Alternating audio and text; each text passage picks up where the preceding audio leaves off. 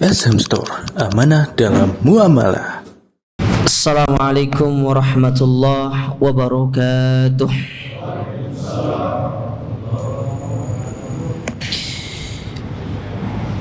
Innal hamdalillah nahmaduhu wa nasta'inuhu wa nastaghfiruh wa na'udzu billahi min shururi anfusina wa min sayyiati a'malina.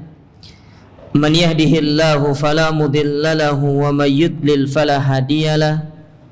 Wa ashhadu an la ilaha illallah wahdahu la syarika lah wa ashhadu anna Muhammadan abduhu wa rasuluh.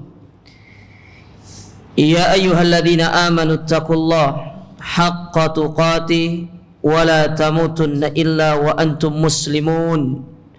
Amma ba'du fa inna asdaqal hadithi kitabullah wa khairal huda huda Muhammadin sallallahu alaihi wa ala alihi wa sallam wa syarrul umuri muhdatsatuha fa inna kulla muhdatsatin bid'ah wa kulla bid'atin dhalalah wa kulla dhalalatin finnar. Ma'asyiral muslimin wal muslimat, para ikhwan dan akhwat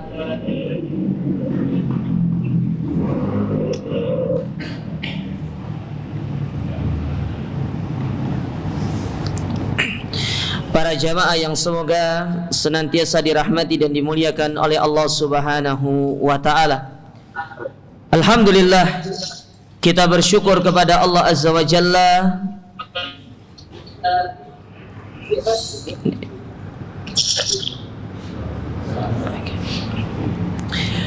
di kesempatan malam hari yang berbahagia ini. Kita kembali dipertemukan dan dikumpulkan oleh Allah Subhanahu wa taala di tempat yang mulia ini, di salah satu di antara rumah-rumahnya, di salah satu taman di antara taman-taman surga yang ada di dunia. Kembali kita akan melanjutkan pelajaran kita, yaitu kita membaca kitab syarah dari Salasatil Usul, penjelasan dari 3 landasan utama. Dan pada kesempatan malam hari yang berbahagia ini kita masuk pada pembahasan wa dalilu syahadati anna Muhammadan Rasulullah. Dalil dari syahadat yang kedua bahwasanya Muhammad itu merupakan utusan Allah Subhanahu wa taala. Taib disebutkan di sini, qala al-muallif, berkata penulis, wa dalilu syahadati anna Muhammadan Rasulullah. Adapun dalil dari kalimat syahadat yang kedua, jadi kita masih berbicara tentang rukun iman, rukun Islam ya. Rukun Islam yang pertama syahadat. Nah, syahadat yang pertama la ilaha illallah, dan itu sudah kita membahasnya pada pertemuan-pertemuan sebelumnya. Dan sekarang kita masuk ke syahadat yang kedua. Dalilnya dalam surat At-Taubah pada ayat yang ke-128, di mana Allah Subhanahu wa taala berfirman, laqad ja'akum rasulun min anfusikum azizun 'alaihi ma anittum harisun 'alaikum bil mu'minin raufur rahim. Dan sungguh telah datang kepada kalian, wahai bangsa Arab pada waktu itu, artinya pada bangsa Arab dan kepada manusia secara umum, rasulun min anfusikum, seorang rasul dari kalangan kalian, ay min jinsikum, bal huwa min bainikum aidan, yang mana rasul tersebut datang dari bangsa kalian, ya, dia menggunakan lisan yang sama dengan kalian. Kemudian rasul tersebut berasal dari orang yang kalian kenal. Jadi di antara hikmah kenapa Allah itu mengutus rasul dari kalangan mereka, terutama memilih ya rasul itu dari nasab yang sangat tinggi, supaya nanti tidak ada pintu atau tidak ada celah bagi mereka untuk mengolok Nabi SAW itu dari kalangan nasab. Ya, kita tidak mau mengikuti yang bukan Quraisy, makanya Allah memilih Nabi itu dari bangsa Quraisy. Nanti mungkin mereka akan bilang, kami tidak mau mengikuti orang yang tidak mulia. Maka Nabi dipilih dari bangsa yang mulia, bahkan dipilih dari keturunan yang mulia, keturunannya Abdul Muttalib. Dan tidak hanya itu, saking dipersiapkannya Rasul ini kepada mereka supaya tidak ada celaan, tidak ada celah bagi mereka untuk mengkritik Rasul ini, beliau memiliki sifat amanah, tidak pernah berbohong, bahkan tidak pernah melakukan kemaksiatan sekalipun. Sehingga pintu-pintu untuk mencela beliau dari kalangan itu tertutup. Dari sisi situnya itu ditutup sama Allah Subhanahu wa ta'ala. Dan ini hikmah yang sangat besar. Kenapa Allah memilih manusia yang mulia dari nasab yang mulia dengan sifat yang mulia, supaya mereka orang-orang yang akan didakwakan itu tidak mencelah Nabi dari sisi yang sebelah situnya nanti. Ya. Namun itulah orang-orang yang tidak senang kepada beliau tetap aja ada cara untuk mengolok-olok Nabi SAW. Maka di antara olokan ataupun lakob atau gelaran yang diberikan oleh orang-orang Quraisy kepada Nabi SAW, Nabi itu digelari dengan as-sobi. Sobi itu orang yang keluar dari adat istiadat kaumnya. Kita kan sering gitu kan? Nah ini nih, nggak ngikut adat istiadatnya ini katanya. Memang seperti itu. Jadi ketika hal-hal yang tidak bisa dijadikan sebagai pintu untuk mencela itu tidak mereka bisa lakukan, mereka akan mencari perkara yang sekiranya itu bisa dipakai untuk bisa mendapatkan jalan supaya bisa mencela tersebut. Nah, sama dengan Nabi SAW ini. Jadi Nabi SAW itu diutus dari golongan mereka, dari bangsa mereka. Sebagaimana Allah tegaskan hal ini dalam surat Al-Jumu'ah pada ayat yang kedua, kata Allah, huwallazi ba'atsa fil ummiyin rasulan minhum yatlu alaihim ayatihi wa yuzakkihim wa yu'allimuhumul kitaba wal hikmah wa in kanu min qablu lafi dhalalim mubin. Kata Allah, dialah yang telah mengutus pada ummiyin. Ummi yaitu mereka-mereka yang buta. Tapi buta di sini bukan buta karena mereka nggak bisa baca, mereka bisa baca. Tapi yang dimaksud dengan ummiyin di sini adalah mereka-mereka yang buta akan kebenaran, buta akan yang namanya yang hak, buta akan yang namanya tauhid kepada Allah. Makanya mereka dikategorikan sebagai buta. Karena buta itu ada dua, ada buta yang sifatnya maknawi, ada buta yang sifatnya lugawi. Kalau yang sifatnya lugawi, ya buta secara penglihatan. Sedangkan sifat yang sifatnya maknawi itu bisa buta hati, buta mata, atau buta perasaannya. Jadi itu namanya buta. Ya, tidak hanya buta dari sisi penglihatan, tapi hati seseorang itu bisa buta, tidak bisa melihat kebenaran. Nah, mereka dikategorikan sebagai umat yang ummi. Tidak bisa menggunakan mata hati mereka untuk melihat kebenaran karena mereka melakukan perbuatan syirik kepada Allah Subhanahu wa ta'ala. Jadi diutus kepada mereka seorang rasul minhum, dari kalangan mereka, bukan dari orang Persia, bukan dari orang Romawi, bukan dari orang Habasyah, bukan pula dari bangsa-bangsa yang lain, dari bangsa Quraisy. Dipilih dari nasab yang paling mulia, min Bani Hashim, dari keturunannya Abdul Muttalib, supaya tidak ada celaan bagi Nabi SAW dalam masalah tersebut. Ya. Maka ini salah satu hikmah kenapa Allah Subhanahu wa ta'ala mengangkat Nabi Muhammad sebagai seorang rasul.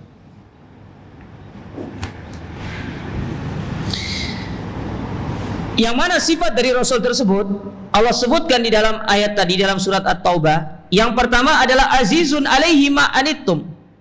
Rasul itu sifatnya azizun alaihi ma anittum. Kalau bahasa kerennya itu, Rasul itu adalah orang yang memiliki jiwa empati.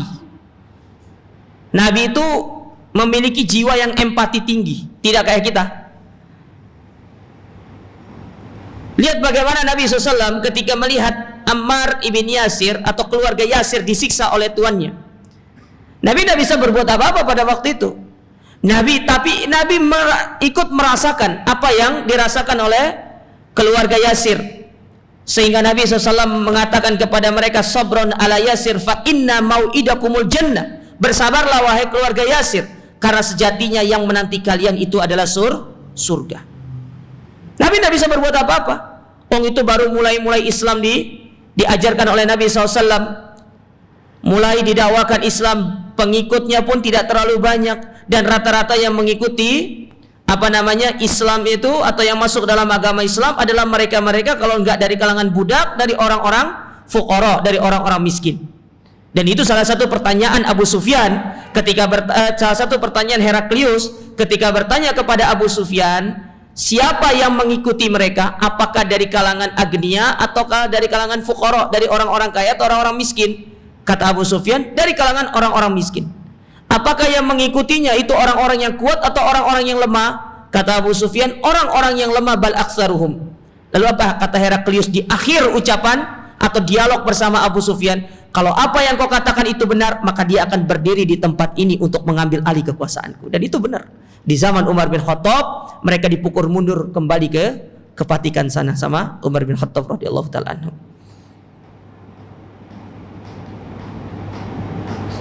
Nabi tidak bisa berbuat apa-apa. Nabi hanya ikut serta dari sisi emosionalnya.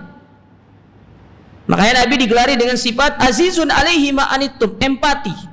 Beliau adalah orang yang sangat empati kepada orang. Nah, kita yang mengikuti Nabi SAW harusnya memiliki jiwa demikian, memiliki jiwa empati.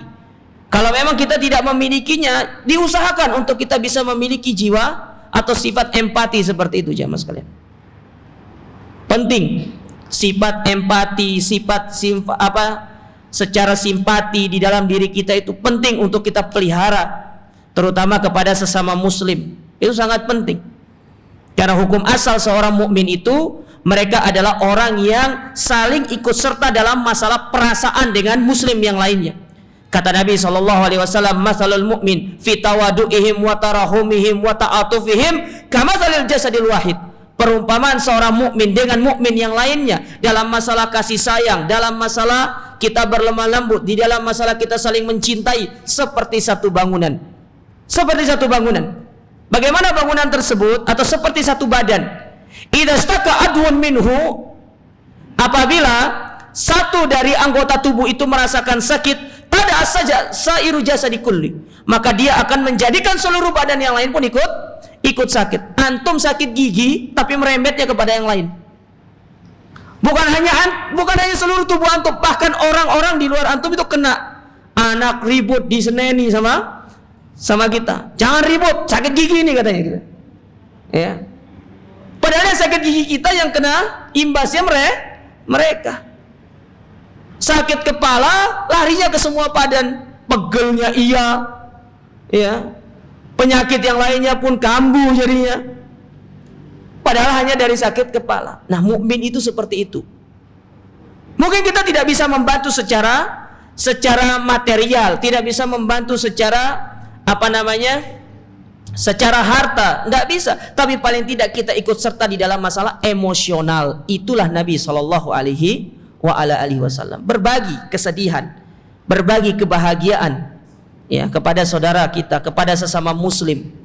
Karena sejatinya persaudaraan yang dibangun di atas agama, dibangun di atas akidah, dibangun di atas manhaj yang lurus, itu lebih utama dibandingkan dibangun di atas persaudaraan yang sifatnya satu rahim. Lebih-lebih kalau ya kita sudah satu rahim, satu akidah, satu manhaj, itu lebih utama. Ya. Nah, ini perlu diperhatikan jemaah sekalian. Jadi Nabi itu adalah azizun alaihi ma anittum. Bahasa kerennya apa tadi? Empati. Nabi itu punya jiwa empati. Ya. Kita punya enggak ya? Nanti dites saja lah ya.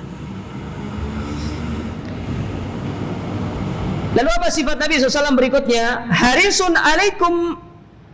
Nabi itu adalah orang yang haris, bersemangat untuk mengajarkan manfaat kepada orang lain. Dalam hal ini kepada para sahabat. Makanya Nabi itu tidak pelit menjelaskan semuanya. Apa yang bermanfaat bagi mereka para sahabat dijelaskan sama Nabi SAW.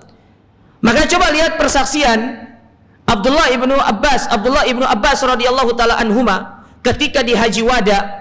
Ketika Nabi SAW berkhutbah di hadapan seluruh para sahabatnya di Haji Wada, lalu beliau mengatakan, Allahumma balikna, Allahumma syhadna, ya Allah aku sudah sampaikan dan mereka sudah menyaksikan semuanya. Kata Abdullah ibnu Abbas radhiyallahu taala apa kata beliau? Ma yuqarribukum minal jannah wa yubaidukum anin nar qad buyyina lakum hatta tayri yuqallibu janahaihi fis sama illa qad buyyina lahu ilmuhu. Tidaklah apa yang mendekatkan kita kepada surga, menjauhkan kita dari api neraka, semuanya telah dijelaskan sama Nabi SAW. Karena semua sudah dijelaskan, makanya Allah menurunkan surat Al-Maidah ayat 3. Semua sudah dijelaskan sama Nabi SAW. Tidak ada yang disembunyikan sama Nabi. Makanya orang-orang yang mengadakan urusan-urusan baru dalam urusan agama, itu pada hakikatnya mereka telah menuduh Nabi ada sesuatu yang disembunyikan dari umat ini. Ada sesuatu yang tidak dijelaskan. Seolah-olah mereka ingin mengatakan itu yang pertama. Yang kedua, seolah-olah orang yang melakukan urusan baru dalam agama ingin mengatakan dirinya lebih pintar daripada Nabi. Dan ini yang tidak dibenarkan. Makanya dampak buruk dari perbuatan baru dalam urusan agama, adanya tuduhan kepada Nabi SAW bahwasanya Nabi itu adalah orang yang berdusta dalam urusan menyampaikan wahyu. Oleh karenanya Imam Malik rahimahullah pernah mengatakan dalam sebuah nasihat beliau yang sangat indah, beliau mengatakan man ibtada'a fil islami bid'atan yaraha hasanatan faqad za'ama anna Muhammadan khanar risalah. Orang yang membuat urusan baru dalam urusan agama, lalu dia menganggap urusan itu lebih baik dari apa yang sudah ada, maka sungguh dia telah menuduh Nabi Muhammad mengkhianati risalah kenabian tersebut. Karena Allah sudah mengatakan al-yauma akmaltu lakum dinakum. Faman lam yakun yauma idzin dinan lam yakun yauma idzin dinan. Apa yang tidak menjadi agama pada saat ayat itu diturunkan, maka tidak akan pernah menjadi urusan agama di kemudian harinya, termasuk pada hari ini. Bagi Nabi SAW semua dijelaskan kepada kita. Semua disampaikan kepada umat, tidak ada yang disembunyikan. Itulah sifat dari Nabi SAW. Tidak ada yang disembunyikan kepada umat beliau. Bahkan ada para sahabat bertanya, dijelaskan sama Nabi, disampaikan. Tidak bertanya para sahabat pun dijelaskan sama Nabi SAW. Makanya sangat buruk perkara-perkara baru dalam urusan agama itu jamaah sekalian. Karena kita itu menjadikan diri kita seolah-olah menuduh Nabi melakukan pengkhianatan terhadap risalah kenabian, dan ini tanggung jawab besar di hari kiamat terhadap Nabi alaihi salatu wassalam. Nabi alaihi salatu wassalam pernah bersabda, "Man kadzaba alayya muta'ammidan falyatabawa maq'adahu minan nar." Orang yang melakukan satu urusan agama lalu urusan itu atau perkara itu disandarkan kepada Nabi, baru disandarkan kepada Nabi, padahal tidak pernah diajarkan oleh Nabi SAW, maka orang ini silakan ambil tempat duduknya di dalam api neraka. Bagaimana kalau amalan itu tidak disandarkan kepada Nabi, namun seolah-olah dia mengatakan ini adalah amalan yang tidak pernah diajarkan Nabi, tapi kita boleh melakukannya. Ini lebih parah kalau semua ini. Ya. Makanya agama itu semakin kuno semakin bagus. Beda dengan urusan dunia, semakin modern itu semakin bagus. Ya. Kayak antum punya HP tahun 2001, kalau dibandingkan 2021 ya jauh. Ya. Jauh. Ibarat antum naik motor 2 tak sama 4 tak itu ya beda. Kalau agama itu semakin kuno semakin bagus, semakin mendekati kepada kekunoan itu yang semakin bagus karena semakin orisinil. Beda dalam urusan dunia. Kalau antum masih menggunakan perkara yang lama, antum itu ketinggalan zaman, ya. Ini bedanya. Dalam urusan dunia antum silakan melakukan inovasi sebesar-besarnya, tapi dalam urusan agama sudah stop. Apa yang datang dari Nabi, apa yang orisinil dari Nabi, itu yang kita amalkan, dan tidak perlu kita menambah-nambah dalam perkara agama. Cukupkan diri dengan apa yang telah diajarkan oleh Nabi SAW, karena itu sudah terlalu banyak. Kalau kita mau mengamalkan sunnah, maka ada 1000 amalan sunnah sehari semalam yang boleh kita kerjakan, yang bisa kita kerjakan. Coba masalahnya 1000 itu sanggup nggak diamalkan? Jangankan 1000, ya yang 100 saja belum tentu diamalkan kok. Nggak usah 100 lah. Ya, kadang-kadang sholat rawatib 12 rakaat sehari semalam Itu belum tentu kita bisa mengamalkannya secara kontinu selama 1 tahun. Paling mentok mungkin ya sebulan. Setelah itu mulai, apalagi kalau sudah sekali meninggalkannya, itu mau memulai lagi itu sangat berat jemaah sekalian. Apalagi mau mengamalkan yang 1000 amalan sehari semalam. Taib. Jadi Nabi SAW adalah orang yang sangat bersemangat memberikan manfaat kepada para sahabat dan juga kepada kaum muslimin. Nah, kita pun bisa menirunya. Gimana caranya? Ada saudara kita yang tidak ikut ngaji, sampaikan hasil yang antum catat kepada mereka supaya mereka mendapatkan manfaat, supaya bisa mendapatkan ilmu. Bukankah Nabi SAW pernah bersabda, la yu'minu ahadukum hatta yuhibba li akhi ma yuhibbu li nafsi. Tidak dikatakan kita beriman kepada Allah sampai apa yang kita cintai untuk diri kita itu kita bisa berbagi kepada orang lain untuk bisa mereka mendapatkannya. Kita senang kalau diri kita dapat ilmu, maka bagilah ilmu itu kepada mereka. Dan membagi ilmu tidak akan pernah habis seperti kita membagi harta. Ilmu semakin dibagi semakin berkembang. Kalau harta antum bagi, kalau bukan untuk sedekah, maka dia akan habis. Ilmu itu tidak akan habis kalau kita bagi. Terus akan semakin berkembang. Bahkan itu akan menjadi pahala jariah kita kelak tatkala kita membutuhkan pahala yang akan memberatkan timbangan amal kebaikan kita di akhirat. Nah, apa yang antum dapatkan hari ini jamaah, bagi, share. Tapi tutup pintu debat. Ya, jangan debat nanti. Ya. Setelah di-share itu, monggo yang mau bertanya silakan. Waduh. Berat kalau ini. Ya. Akhirnya apa? Debat kusir. Antum pernah tahu nggak cerita kenapa disebut dengan debat kusir itu? Pernah dengar ceritanya? Nanti cari sendirilah. Iya. Ya. Saya lupa siapa ya. Hasan. Ada seorang tokoh apa itu? Tokoh Persis. Dia pernah naik apa? Dia pernah naik ini, naik delman, kudanya kentut. Kata Hasan itu, ini kudanya nih masuk angin. Kata tukang kusirnya itu salah, yang betul tuh keluar angin. Gitu. Dari situ muncul istilah debat karena dia kalah sama kusir. Sama yang lain tidak kalah dia debat, tapi sama kusir dia kalah. Kok bisa dikatakan masuk angin? Dong dia kentut berarti mengeluarkan angin katanya. Dari situ istilah debat kusir itu. Ya. Baik. Kemudian sifat Nabi SAW di dalam ayat tadi, bil mu'minina raufur rahim. Nabi itu adalah orang yang rauf ar-rahim. Rauf itu berbelas kasihan. Ya. Berbelas kasihan. Rahim, ya rahim apa rahim? Ya, berkasih sayang dan berbelas kasihan kepada orang-orang mukmin, bukan kepada orang kafir. Karena dalam agama kita ada istilah al-wala wal bara. Ini yang perlu antum pahami jamaah. Ini satu konten akidah yang mulai dilupakan sekarang itu. Al-wala wal bara. Loyalitas tanpa batas dan berlepas diri. Kapan kita harus berloyalitas, kapan kita harus berlepas diri? Ini perkara akidah yang mulai dihilangkan, yang mulai dilupakan oleh sebagian besar kaum muslimin. Loyalitas itu hanya boleh diberikan kepada Allah, Rasulnya, dan kepada orang-orang yang beriman. Adapun berlepas diri ya kepada orang kafir, orang yang berbuat syirik. Makanya coba lihat, ketika para ulama menjelaskan tentang pengertian Islam, apa kata para ulama? Islam itu adalah al-istislamu lillahi bitauhid wal inqiyadu lahu bitta'ah wal bara'atu minasyirki wa ahli.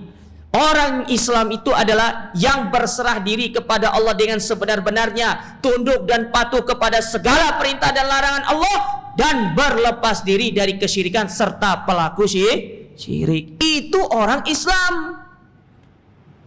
Bukan malah sebaliknya, sama orang kafir bermesra dia, sama orang Islam saling gontok-gontokan. Apalagi yang dijadikan sebagai bahan gontok-gontokan hanya masalah yang sifatnya ijtihadiyah, masalah khilafiyah. Ini tidak benar seperti ini. Sama orang kafir giliran berkaitan dengan hari raya mereka dikatakan toleransi beragama. Tapi giliran sama orang mukmin hanya lantaran dalam masalah sifat ijtihadiyah sudah mulai saling adu jotos. Tidak benar seperti ini.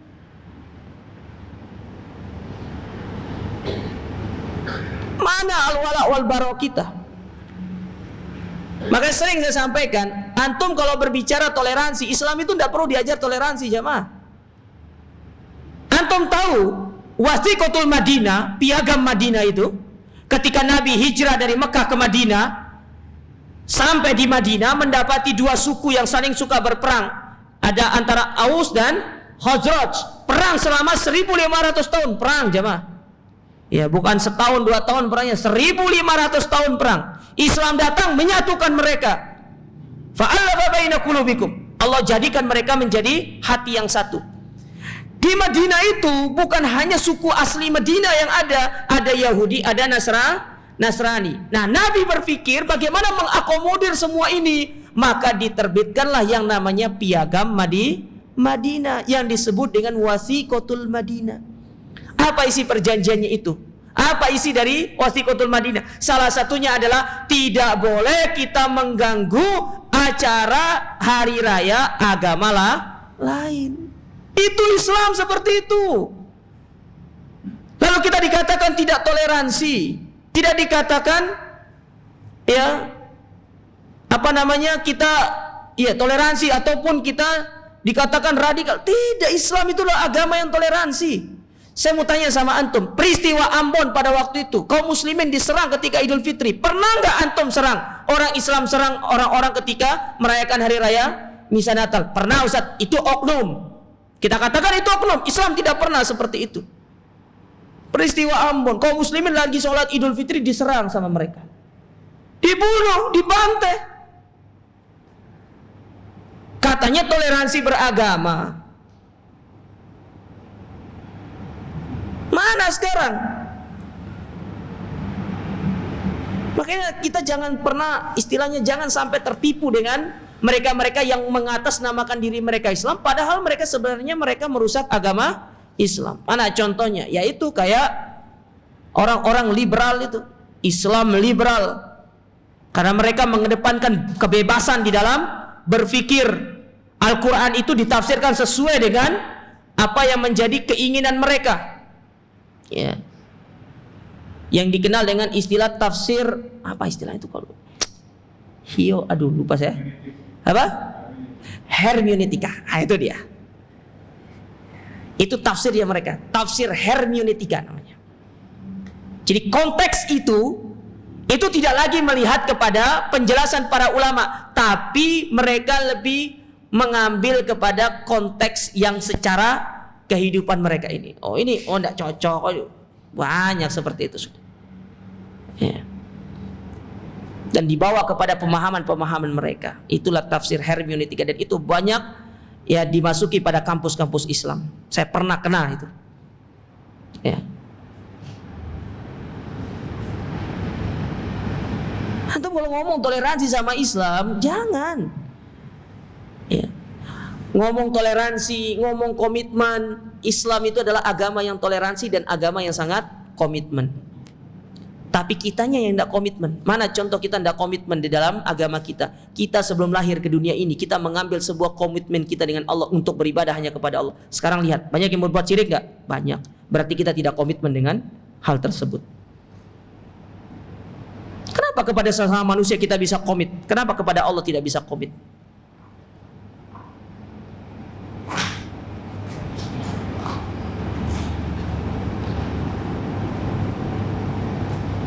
Itu dia jemaah.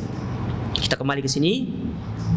Jadi Nabi itu adalah orang-orang yang sangat berkasih sayang kepada sesama mukmin. Sesama mukmin sangat berkasih sayang. Ya. Tapi kepada orang kafir, Nabi keras, Nabi tegas. Ya, salah ya salah. Ya. Mereka menyimpang, harus dijelaskan penyimpangannya.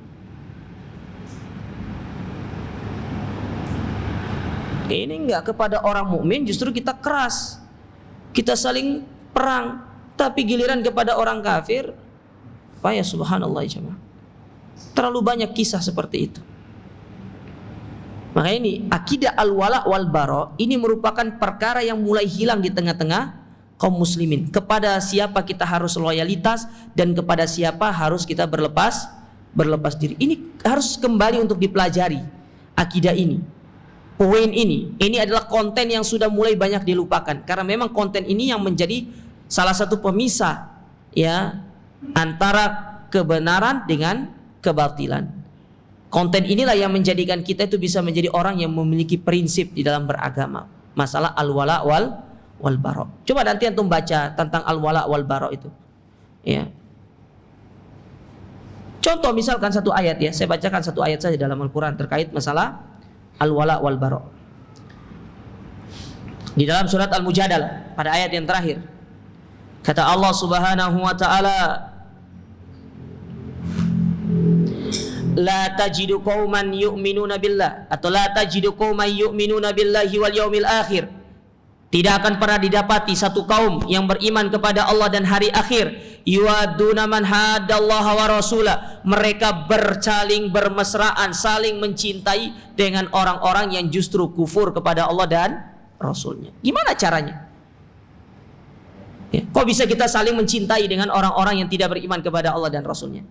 Lalu Allah tegaskan, walau kanu aba'ahum au abna'ahum au ikhwanahum au ashiratahum, meskipun itu adalah bapak-bapak mereka, anak-anak mereka, keluarga mereka ataupun saudara mereka, yang namanya kalau sudah menyangkit menyinggung permasalahan yang sifatnya akidah, agama, maka tidak ada yang namanya kita saling mencintai. Coba lihat, Islam itu sangat adil. Orang tua kafir kita masih bisa disuruh berbakti kepada mereka. Tapi kalau itu dalam urusan yang berkaitan dengan akidah, tidak boleh kita mengikuti mereka. Tidak boleh taat kepada mereka. Lihat bagaimana Islam itu ya sangat adil jemaah sekalian. Ya, namun itulah propaganda yang mereka buat, yang itu datang dari mereka-mereka yang mengaku sebagai seorang muslim, justru ingin merusak Islam itu dari dalam. Nah, inilah pentingnya kita belajar supaya kita ini bisa membedakan mana yang hak, mana yang batil, mana yang diajarkan oleh Nabi, mana yang tidak diajarkan oleh Nabi, mana yang sesuai sunnah, mana yang tidak. Ya. Ini pentingnya kita belajar. Taib. Nah, itu sifat Nabi sallallahu alaihi wasallam. Jadi disebutkan di situ sifat Nabi ya. Itu diantara sifat Nabi karena sifat Nabi itu banyak ya. Makanya ada sebuah kitab yang ditulis oleh Imam At-Tirmidzi yang berjudul apa? Syama'ilun Nabi. Syama'il itu artinya ya kepribadian Nabi. Antum baca bagaimana sifat Nabi SAW mulai dari sifat fisiknya sampai sifat non fisiknya, itu dijelaskan di dalam kitab tersebut, dan itu salah satu kitab kalau tidak salah disyarah oleh Syekh Abdul Razak Ibn Abdul Muhsin Al-Abad Al-Badar. Ya, antum harus punya kitab itu supaya antum tahu bagaimana kepribadian Nabi, bagaimana fisik Nabi, bagaimana ciri-ciri Nabi. Ya, biar nanti kalau pas mimpi ketemu katanya ada ya Nabi, nanti dicocokkan dengan fisik tersebut. Jangan sampai itu adalah ya halu-halu tok gitu kan. Ya. Nanti bisa dilihat secara penjelasan itu. Karena banyak sekarang ini yang ngaku ketemu Nabi tapi secara apa? Secara terjaga. Nabi keluar dari kuburannya lalu mencium kakiku. So, ente kok dicium kakinya itu? So aneh gitu kan ya. Iya, kok bisa gitu loh. Nabi keluar hanya untuk mencium kakinya. Kenapa Nabi tidak keluar waktu itu mencium putrinya saja? Ya. Kemudian lagi duduk di majelisnya, tiba-tiba lagi duduk di majelisnya, dia tiba-tiba matanya bergerak melihat Nabi datang. So ente gitu kan ya. Itu masih mendingan lah. Yang lebih parah tuh tadi Nabi keluar cium kaki. Ya Allah, ini penghinaan loh kepada Nabi SAW. Kok dicium kakinya? Sahabat tidak pernah cium kaki tidak pernah cium kaki Nabi sahabat. Tapi ini Nabi cium kaki dia. Oh, berarti dia lebih mulia daripada sahabat. Tuh luar biasa gitu kan. Subhanallah. Ya.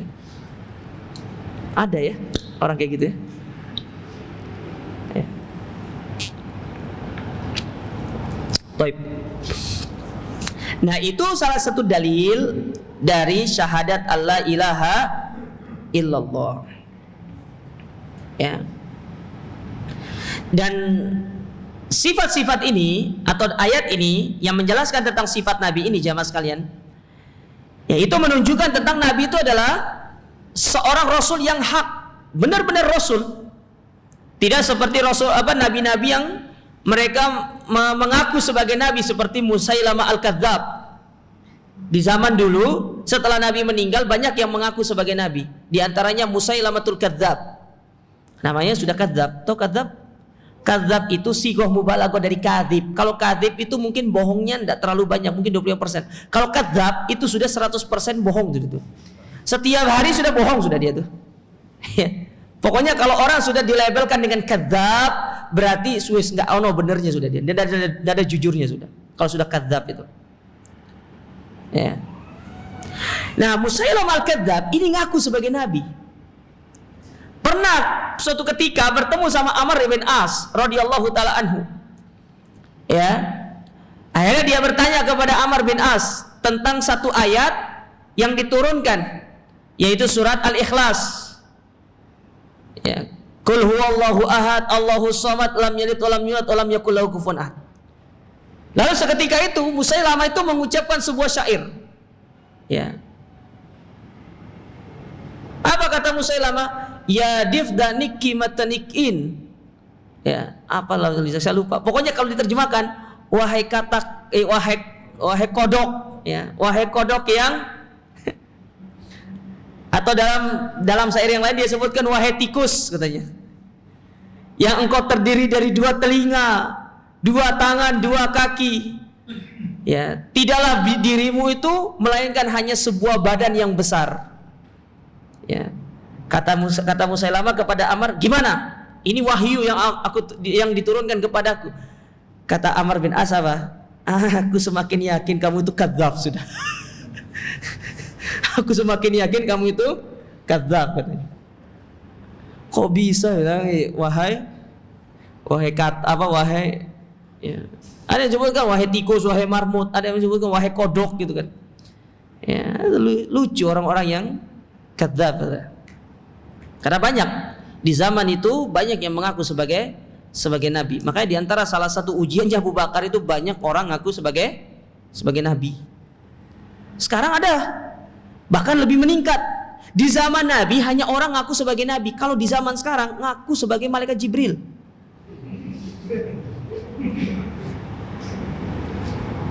Lebih prestisius loh itu. Lebih tinggi itu. Ngaku sebagai malaikat Jibril. Saya malaikat Jibril, perempuan lagi. Tapi nggak tahu malaikat Jibrilnya kemana. Ya, seharusnya kalau dia benar malaikat Jibril, atau nggak usah jauh-jauh cari rahmat. Dia udah minta sama malaikat Jibril nanti biar diteruskan kepada Allah Taala. Ya subhanallah. Nah inilah kondisi-kondisi yang luar biasa. Nah, ya menjelaskan Nabi itu sebagai Nabi yang hak. Ya benar-benar beliau adalah seorang Rasul. Makanya Allah Subhanahu Wa Taala memuji Nabi SAW dalam Al-Quran di dalam surat Al-Qalam, di mana Allah mengatakan wa innaka la'ala khuluqin adzim. Sesungguhnya Muhammad itu benar-benar berada di atas akhlak yang mulia. Karena memang beliau adalah seorang Nabi yang luar biasa. Contoh saja, Nabi itu benar sebagai seorang Nabi, bahwasanya beliau adalah Nabi yang sangat luar biasa ketika beliau itu didatangi sama orang Yahudi. Itu salah satu sifat yang tidak bisa ditiru oleh orang-orang sekarang. Datang orang Yahudi, "Assalamu alaik, mampus engkau wahai Muhammad." Didengar sama Nabi, "Wa alaik." Ya. Ternyata di sisi lain Aisyah dengar. Oh, antum tahulah gimana kalau istri ya ingin membela kehormatan suaminya, spaning dia Aisyah ini. Wassalamu alaik laknatullahi alaik, ya. Ikhwatu qiradatil wal khanazir, wahai saudarinya babi-babi dan monyet-monyet katanya. Jadi beda kalau perempuan itu marah, beda ya. Ya, makanya hati-hati kalau punya istri, jangan sampai istrinya marah. Ya, spanningnya kayaknya voltage-nya itu lebih besar dia itu, bukan 20.000 lagi dia itu mungkin. Ya, bisa sampai 40.000 mungkin. Baik. Itu dalil. Sekarang apa makna dari syahadat anna Muhammadar Rasulullah? Apa maknanya? Wa makna syahadati anna Muhammadan Rasulullah, adapun makna dari syahadat Muhammad itu adalah utusan Allah. Yang pertama, ta'atuhu fima amar, mentaati beliau dalam perkara yang diperintahkan. Ustaz, mana dalilnya kita harus mentaati beliau dalam perkara yang diperintahkan? Surat Al-Hasyr ayat 7. Kata Allah Ta'ala, wa ma atakumur rasul fakhudhu wa ma nahakum anhu fantahu. Apa yang datang dari Nabi ambil, apa yang beliau larang maka tinggalkan. Gampang Islam itu. Yang membuat ribet siapa? Kita. Nih saya kasih contoh antum ya, yang gampang nih. Karena masih banyak pemuda mau nikah. Syarat nikah itu satu. Ya ada calon lah ya. Gimana antum ada calon mau nikah? Aneh gitu kan? Satu, ya. Ada calon, dua ada mahar, tiga ada saksi. Terus apa lagi? Ijab dan qabul. Ya, itu toh syaratnya.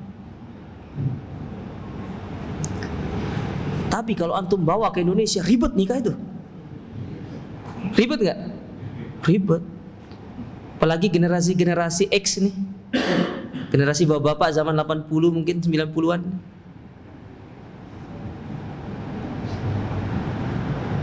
Zaman sekarang juga lebih parah sih.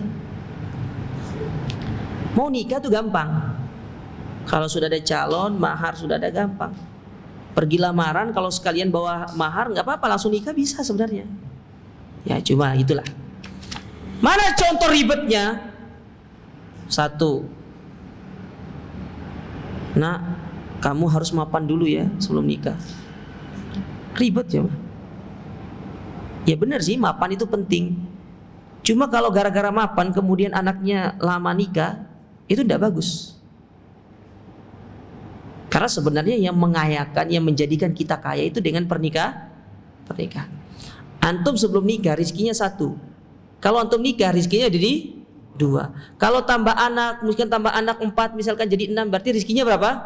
6. Tambah istri lagi rizkinya tambah banyak.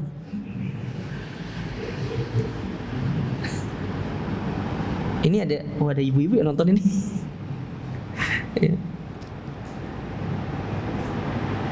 Ribet di zaman sekarang. Ribetnya itu karena dibenturkan dengan adatnya yang aneh pokoknya.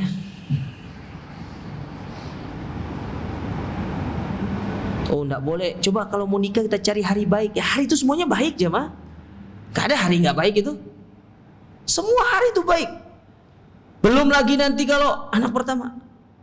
Ini anak berapa? Anak pertama. Oh jangan. Bahaya pernikahan kalau anak pertama sama anak pertama ini. Rumah tangga tidak harmonis katanya. Ya. Belum lagi nanti kalau mau nikah dimandikan kembang 7 rupa. Ternyata mandikan kembang 7 rupa itu bukan hanya berlaku pada pernikahan. Sampai beli kendaraan pun dimandikan kembang 7 rupa. Itu kendaraan mau dinikahkan juga. Sampai dimandikan kembang 7 rupa. Belum nanti persyaratan ini. Waduh, ini sudah habis waktunya. 2 menit lagi. Oh ya, lumayan 2 menit itu. Banyak persyaratan-persyaratan yang lain. Anaknya harus dipingit dulu. Nanti setelah menikah begini, punya anak. Ribet ya. Tapi coba lihat Islam, simple. Datangi walinya, minta anaknya setuju, oke tentukan harinya, mungkin 1 minggu setelah itu nikah, selesai. Urusan cari calon, Nabi hanya memberikan kalau laki-laki ada 2 syaratnya, kalau perempuan 4. Itu pun kalau ketemu 4 ini. Laki-laki apa? Agamanya baik, akhlaknya selesai. Tidak Nabi sebutkan dia datang pakai apa, Mercy atau BMW. Enggak disebutkan itu sama Nabi. Karena emang di zaman Nabi enggak ada Mercy sama BMW. Nabi enggak menyebutkan itu, hanya apa? Akhlaknya baik, agamanya baik. Kalau laki-laki sudah memiliki 2 ini, tanggung jawab insya Allah dia. Sedangkan perempuan 4, nasabnya bagus, cantik, kaya raya, dan juga agamanya bagus. Enggak bisa ketemu 4-nya. Nabi berikan solusi. cari yang terakhir, yang baik agamanya. Karena dengan baik agamanya dia akan menjadi istri yang taat kepada suaminya. Syukur-syukur kalau antum bisa dapat yang 4 kriteria ini. Sudah cantik, kaya, nasabnya bagus, agamanya baik lagi. Di mana bisa kita temukan itu? Baik, ya, kita adu dulu, ya, adzan terlebih dahulu. Ini setelah adzan lanjut atau setelah sholat? Gimana, komandan? Saya mengacu kepada komandan saja. Ya.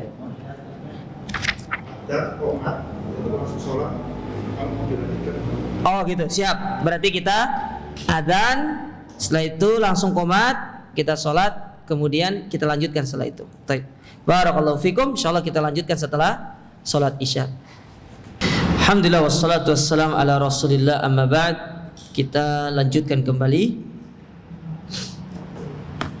Jadi makna syahada anna Muhammadan Rasulullah yang pertama adalah ta'atuhu fima amara. Kita mentaati beliau dalam perkara yang beliau perintahkan. Dalilnya tadi dalam surat Al-Hasyr ayat yang ke-7, ya. Yang kedua, wa tasdiquhu fima akhbara, dan kita membenarkan apa yang beliau kabarkan, terutama perkara-perkara yang sifatnya yang telah berlalu dan yang akan terjadi. Mana contoh kalau yang beliau kabarkan itu adalah satu kebenaran, bukan kedustaan, dan itu sudah terjadi dan banyak yang terjadi dan akan banyak lagi yang terjadi. Seperti Nabi SAW bersabda, "Sataftariku ummati ala 73 firqah."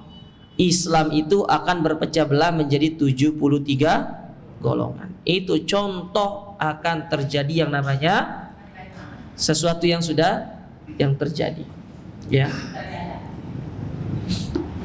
Toib. Nah, terjadi dan masih banyak lagi perkara-perkara yang disebutkan oleh Nabi SAW, dan itu sudah banyak terjadi. Makanya Nabi SAW itu ketika menyampaikan masalah itu, bukan beliau menyampaikan karena analisa ataupun karena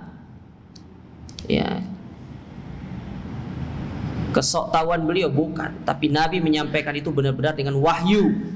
Wa may yantiqu anil hawa in huwa illa wahyun yuha. Nabi itu berbicara dengan wahyu. Tentu wahyu minallah, berbeda dengan kita. Ya. Wa ijtinabu ma anhu naha wa zajar, dan kita menjauhkan diri kita. Itu yang ketiga, dari apa-apa yang beliau larang. Dan perkara yang beliau, kalau tadi ya, perkara yang pertama yang beliau perintahkan tauhid dan mengikuti sunnah beliau. Sedangkan perkara yang beliau larang dan supaya kita menjauhinya, yang paling utama adalah perbuatan syirik. Dan yang kedua, mengada-ada dalam urusan agama.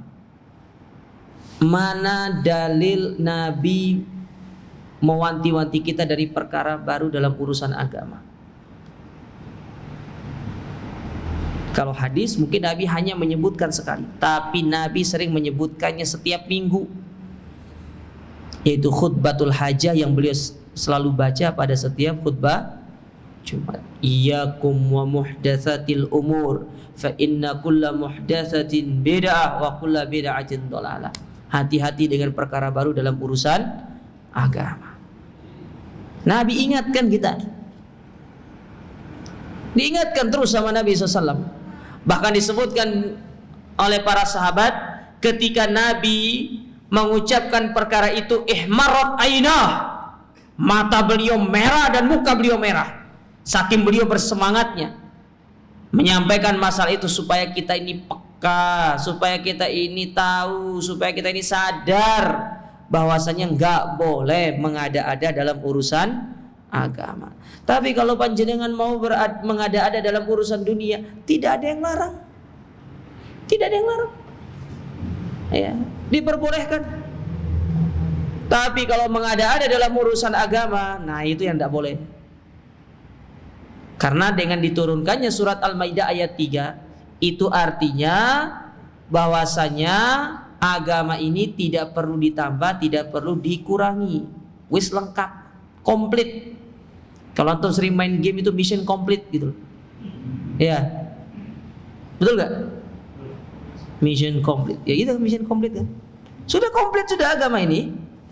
Sesuatu yang sudah komplit itu tidak perlu ditambah, tidak perlu dikurangi. Wis komplit sudah. Apa yang antum butuhkan di dalam agama itu sudah ada semua. Masalah apa? Masalah kesehatan ada. Mana contoh masalah kesehatan? Yaitu makan sepertiga, air sepertiga, udara. Coba kalau berlebihan, sakit kita. Makan gulai kambing berlebihan, apa penyebabnya?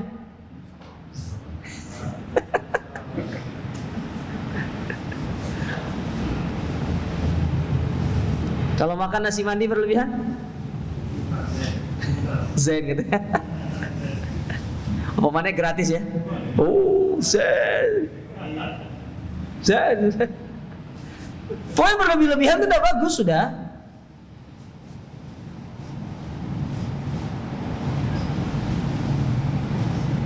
Maka kesehatan dijelaskan, ya. Ya. Jadi yang berlebih-lebihan itu tidak bagus. Antum cari kesehatan, ya. Apa antum cari lagi dalam agama ini? Ekonomi, waduh lebih. Politik, lebih lagi. Nabi itu berpolitik. Antum kira Nabi tidak berpolitik? Politik Nabi itu.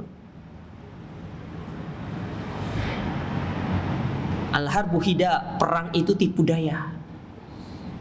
Mana contoh Nabi berperang itu melakukan tipu daya? Perang Nabi kalau perang itu di waktu subuh. Ketika pasukan musuh lagi ngorok, Nabi perang. Apakah dibenarkan? Benar. Yang namanya perang ya kan memanfaatkan segala kondisi dan itu strategi.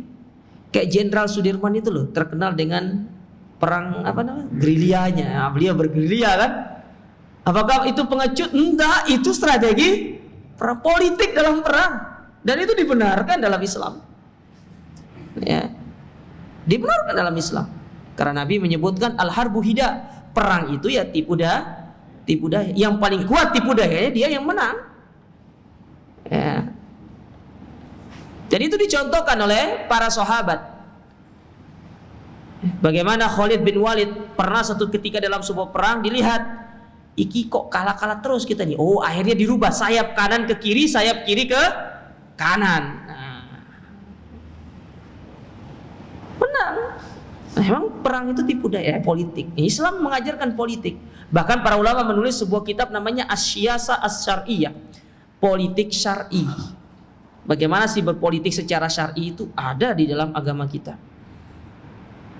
Ya, antum kira Islam tidak berpolitik? Cuma kebanyakan kaum muslimin sekarang yang mengatasdirikan mereka itu sebagai pejuang Islam melalui dunia politik itu tidak berlandaskan dan berkiblat kepada politik syar'i. Itu dia. Ya. Tapi itu jangan politik lah. Ya, apalagi politik yang tidak syar'i itu. Akhirnya banyak dustanya. Ya, banyak dosa. Dalam urusan agama itu semuanya, di agama itu ya mengatur seluruh kehidupan manusia. Aspek kehidupan manusia itu diatur semuanya dalam agama. Jadi antum cari apapun itu ada dalam Islam itu. Ada dalam Islam itu. Ya. Tinggal kita mau mempelajari atau tidak. Kemudian yang keempat, wa alla yu'badallahu illa bima syara'. Dan tidaklah kita beribadah kepada Allah kecuali dengan apa-apa yang beliau telah ajarkan. Artinya dengan apa-apa yang telah Allah syariatkan. Tentu melalui lisan Nabi kita yang mulia alaihi salatu wasallam. Nah, ini 4 hal yang berkaitan dengan makna dari kalimat syahadat Allah anna Muhammadan Rasulullah. Yang pertama mentaati beliau. Yang kedua kita membenarkan yang beliau kabarkan. Yang ketiga menjauhkan dari apa yang beliau larang. Dan yang keempat ini yang paling penting nih, kita beribadah kepada Allah sesuai dengan apa yang beliau syariatkan. Karena agama ini tidak boleh lepas dari syariat Nabi SAW. Baik, kita baca sedikit penjelasannya di sini. Semoga waktunya cukup. Kata Syekh Muhammad bin Shalih Al-Utsaimin menjelaskan tentang makna dari syahadat ini. Beliau mengatakan, makna syahadati anna Muhammadan Rasulullah, yang dimaksud dengan syahadat anna Muhammadan Rasulullah huwa al-iqraru bil lisan. Kita mengucapkan dengan lisan, ikrar dengan lisan kita. Asyhadu an la ilaha illallah wa anna Muhammadan Rasulullah. Mengucapkan dengan lisan kita. Wal imanu bil qalbi, dan kita mengimani dengan hati kita. Apa yang kita imani? Bi anna Muhammadan Abdullah al-Qurashi al-Hashimi Rasulullah ila jami'il khalqi minal jinni wal insi. Bahwasanya Nabi Muhammad itu bukan hanya diutus kepada manusia, tapi diutus kepada juga bangsa jin. Nah, itu dia. Jadi kalau antum tanya, Nabi Muhammad itu untuk manusianya? Enggak, untuk jin. Makanya ada jin muslim, ada jin kafir. Antum kira jin itu nggak ada yang muslim? Ada jemaah. Jangankan muslim, ada yang salafi, ada yang haroki. Nah. Loh, enggak percaya tuh. Jin itu tuh ada yang salafi, ada yang haroki, ada yang hizbi, ada. Khawarij, Syiah, ada itu. Iya. Jadi sebagaimana manusia, begitu pula para jin. Nah, ini disebutkan oleh para ulama. Ya, disebutkan oleh para ulama. Ada nggak jin yang berdemo? Ada. Saya bilang nggak ada. Ya, tapi mereka nggak berdemo kayak, maksudnya nggak berdemo. Ya, kita di kompor itu berdemo gitu loh. Tapi mereka juga berdemo. Ya. Ada jin mukmin, ada jin kafir. Makanya Nabi SAW pernah menyebutkan apa? Setiap manusia itu punya qarin. Nah, qarin itu dari kalangan jin. Tapi jinnya Nabi itu, qarinnya Nabi itu muslim dan diberikan nama siapa? Abdullah. Namanya Abdullah. Nah, antum qarinnya siapa namanya? Belum kenalan? Coba siapa tuh kenalan dulu gitu. Kenalan dulu. Ya. Tapi janganlah, antum kalau kenalan sama qarin antum nanti dikira antum orang gila nanti. Ya. Al-junun funun, kegilaan itu beraneka ragam. Bermacam-macam. Ada yang gila karena ketawa sendiri, lihat HP ketawa-tawa gitu kan. Nah, itu nau minal junun, itu jenis dari kegilaan. Tapi mungkin kegilaannya tidak sampai taraf yang ya. Nah, jadi diutus kepada jin dan manusia. Sebagaimana Allah Ta'ala berfirman, wa ma khalaqtul jinna wal insa illa liya'budun, dan tidaklah aku menciptakan jin dan manusia, kata Allah, kecuali untuk beribadah kepadaku. Wala ibadatan lillahi ta'ala illa an tariqil wahyi alladzi ja'a bihi Muhammad. Nah, ini dia. Dan tidaklah seorang itu beribadah kecuali dengan mengikuti cara Muhammad. Dan pertanyaan saya, siapa yang mau diikuti sama jin itu kalau bukan mengikuti tuntunannya Nabi Muhammad? Maka mereka itu diperintahkan, diwajibkan untuk mengikuti Nabi. Ya. Makanya mereka juga ada yang muslim, ada yang kafir, ada yang salafi, ada yang haroki tadi itu. Ada. Ya. Karena ini dalilnya. Ya. Bagaimana kita mau beribadah? Nah, sementara di sini kan Allah mengatakan, wa ma khalaqtul jinna, aku ciptakan jin dan manusia. Jin dan manusia kecuali untuk beribadah. Pertanyaan kita, bagaimana cara kita ibadah? Tentu mengikuti syariat siapa? Nabi. Mengikuti syariat Rasulullah SAW. Maka dari sini ada sebuah konsekuensi. Kita, baik manusia kalau dan juga para jin yang mau beribadah kepada Allah, otomatis mengikuti sunnah Nabi. Kan gitu dia. Ya. Tapi mereka tidak punya rasul dari kalangan jin. Rasulnya dari kalangan manusia. Ya. Mereka bisa melihat kita tidak bisa melihat mereka. Andaikan rasul dari kalangan mereka, gimana caranya kita mau mengikuti mereka? Kan mereka tidak kelihatan, ya toh? Kita yang kelihatan. Ya.